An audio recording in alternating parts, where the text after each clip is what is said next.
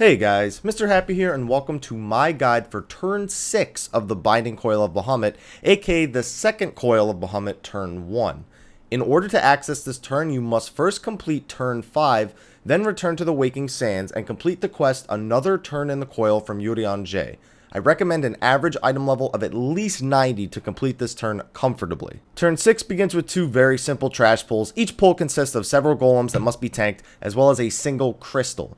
This crystal will spawn more enemies as it loses HP, and will occasionally try to AoE damage anyone in melee range. Kill the golems first, then destroy the pillar. Do this twice and you're already at the boss for turn 6, Rafflesia. Rafflesia is a fight that will test your group's ability to react and adapt, as there is a bit of RNG here. This encounter has 3 phases that we will go over. Phase 1 will begin as soon as you engage the boss. Phase 1, the Rafflesia's move pattern is quite basic, but there are quite a lot of moves to discuss. We tank Rafflesia in the middle here as it gives us the most room to adapt and rotate based on what happens in the fight. First of all, Rafflesia does have a conal swipe that will give the tanks a stacking debuff that increases physical damage taken. Tank swap this every 2 to 3 stacks, whatever your group is comfortable with. The first move you'll notice is Thorny Vines, which will surround 2 players in vines and connect them together. These vines will do about 400 damage per second to whoever they are attached to. In order to break them, both players need to run away from each other. Keep in mind that players attached to each other both need to make some sort of effort to move. If one player runs away and the other stands still, the vines sometimes will not break, sometimes they still will. The first set of vines will only connect 2 people, so it's simple to break, but later on it becomes a little bit more complicated. Next, Rafflesia will summon 3 dark matter bulbs around the arena that don't move from where they spawn. After a short time, these bulbs will begin to grow briar thorns out of their bodies. These thorns will expand 4 times, covering a large portion of the arena if they grow to full size. If you stand in the thorns, you will have your movement speed slowed, take damage over time, about 1,000 damage every 3 seconds, and be unable to be knocked back or pulled in. Dark matter bulbs can be killed, but we only recommend killing the one in the center of the room where the boss is being tanked to ensure DPS has sufficient time on the boss and to ensure at least the center of the room is safe from the thorns.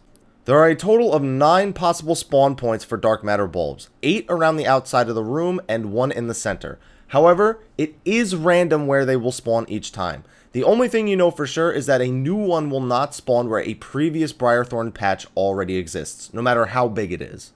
Now, while these patches are still growing, Rafflesia will send out more Thorny Vines, but this time it will connect 3 people, with 1 person being at the center. If you are connected to 2 people with Thorny Vines, you will take a lot more damage, so break it quickly. Additionally, Rafflesia will place a honey mark above someone's head. After a short time, Rafflesia will turn in that person's direction and use Floral Trap, sucking them in and everyone near them, and then devour them. For each player devoured, Rafflesia will gain a permanent damage buff for the rest of the fight. She will additionally always follow up Devour with Spit, which does unavoidable AoE damage to the raid that must be healed, and also spits out the devoured target in a random direction. In order to avoid being eaten, the person with the mark needs to go stand in a briar thorn patch until Floral Trap is cast. It will say Floral Trap dodged on your screen when you're safe to move.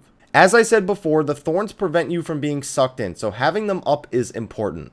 Also, please keep in mind that even if you aren't sucked in by Floral Trap, do not stand within a 180-degree cone of the boss's front when she does devour.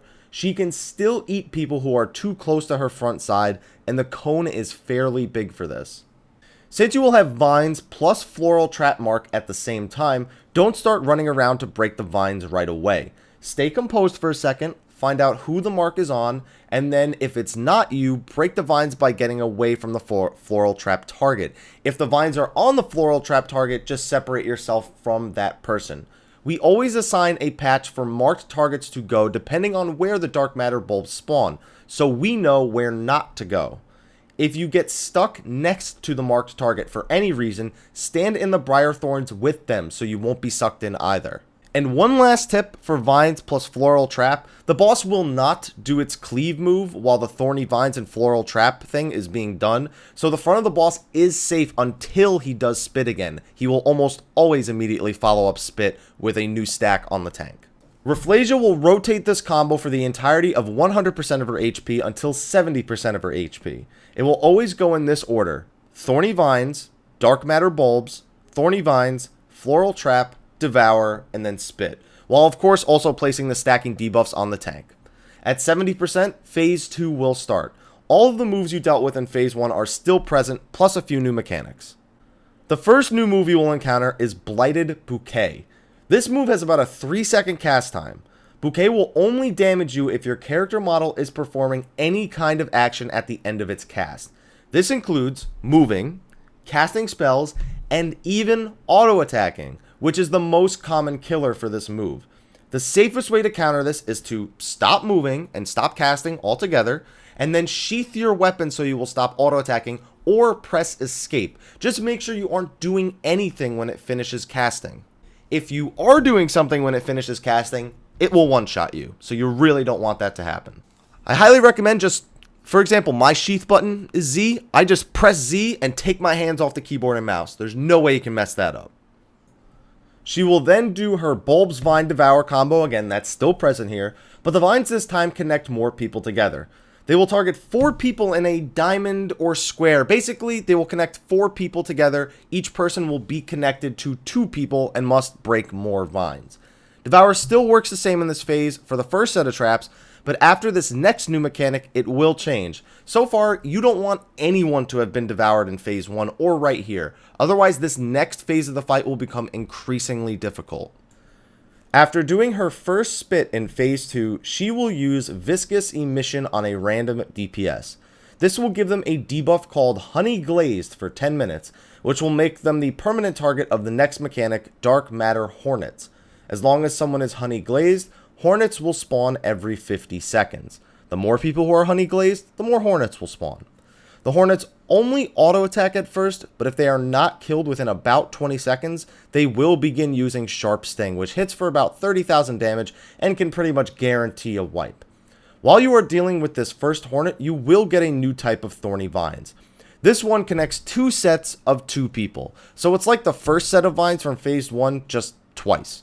She will also cast Blighted Bouquet again, which sheds off 3 seconds you have to kill the bee. Yes, the bee will be up most likely while you are dealing with this Blighted Bouquet, so you're just going to have to take its auto attacks to the face.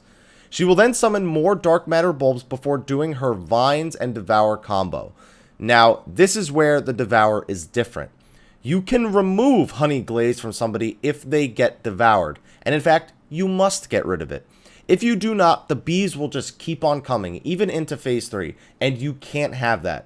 So the person marked with Honey Glazed needs to get eaten on purpose while everyone else avoids getting eaten. Keep in mind this does mean the boss will permanently do more damage for the rest of the fight, but it's a trade-off that you have to make if you want to win. Also, she only Honey Glazes a target every other rotation. So when she uses Viscous Emission on your first time in the phase, she won't do it again until after she uses Devour twice more. So the boss's rotation for this phase goes as follows: Blighted Bouquet, Dark Matter Bulbs, Thorny Vines, Floral Trap, Devour, Spit, Viscous Emission, Hornet Spawns, Vines, Blighted Bouquet, Dark Matter Bulbs, more Vines, Floral Trap, Devour, Spit, and repeat. You must still do tank swaps in this phase, so be prepared. Phase 3 begins at about 40% and will forego almost all of these mechanics that we've spoken about so far, except for Thorny Vines. Now, transitioning into phase 3, you have to be careful. You absolutely do not want to have someone honey glazed in the last phase. So if the boss is about to push and someone is still glazed, stop all damage and wait for the next Devour. You do not want to deal with the alternative of having a new bee once every minute in the final phase. The final phase will start with the boss casting Leaf Storm, which will do about 1200 to 1500 damage to everyone initially, and then pulse every so often just for a few hundred damage. It will also spawn 3 Dark Matter Slugs, which don't do anything except auto attack. She will shortly after follow up with Acid Rain, which will target 3 members other than the main tank, do AoE damage in those locations, and drop 3 acidic honeys onto the arena. Do not attack these honeys. If you hit them in any way, they will counterattack for about 5,000 damage. These honeys don't do much on their own, but they do continuously channel an AoE called Potent Acid, which will instantly kill anyone who reaches 10 stacks. You gain a stack approximately every 10 to 12 seconds, so it takes about 2 minutes for your raid to stack up to 10 and be instantly killed. In order to deal with acidic honey, you must damage a slug enough until it goes over and eats the acidic honey. After eating a single honey, the slug grows and gains access to a large AoE called Acid Ooze. This move does moderate AoE damage and goes off every 10 seconds the slug is not killed.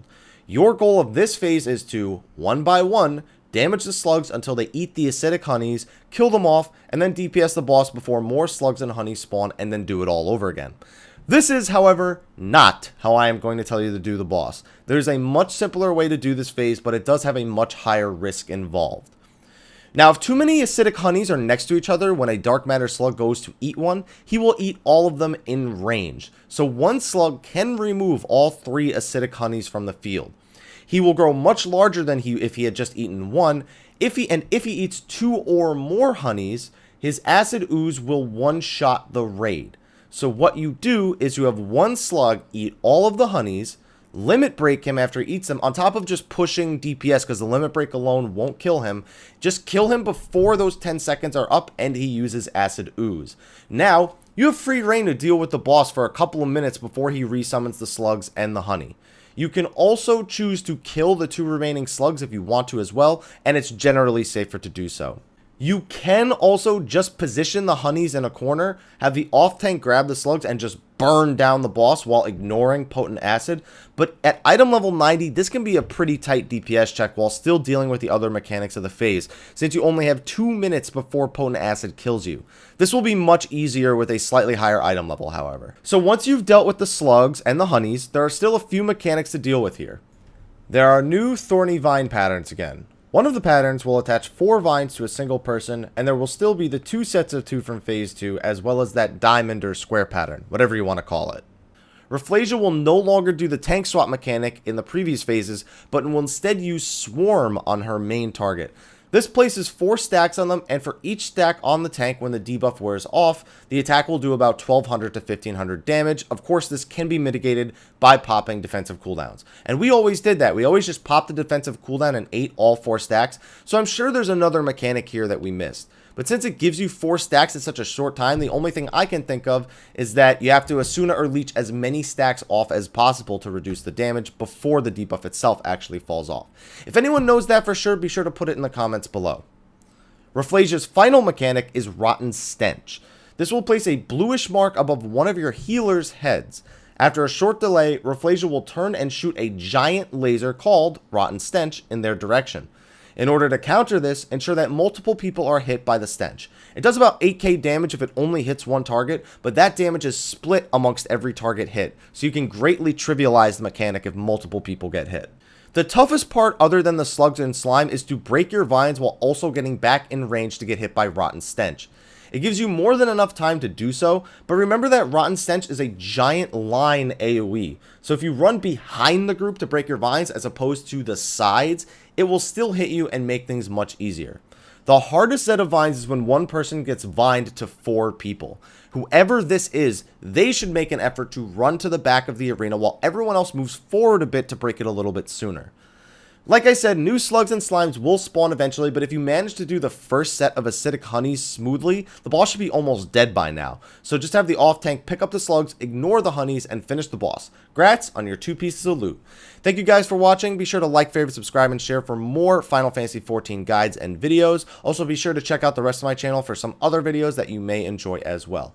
Be sure to like me on Facebook, follow me on Twitter, especially if you have any questions about this fight. Feel free to shoot me a message. I don't mind answering them. Don't worry. Also, feel free to follow me on Twitch. I do also answer questions live there, and you can also just hang out and have something to do while you do Atma or Animus farming, perhaps. But anyway, guys, thank you for watching. I am going to include a link right here to my other video, which is one of our turn 6 kills. Not the best of kills, I will say that now, but it gives you an idea of the entirety of the fight. But anyway, guys, thank you for watching, and until next time, take care.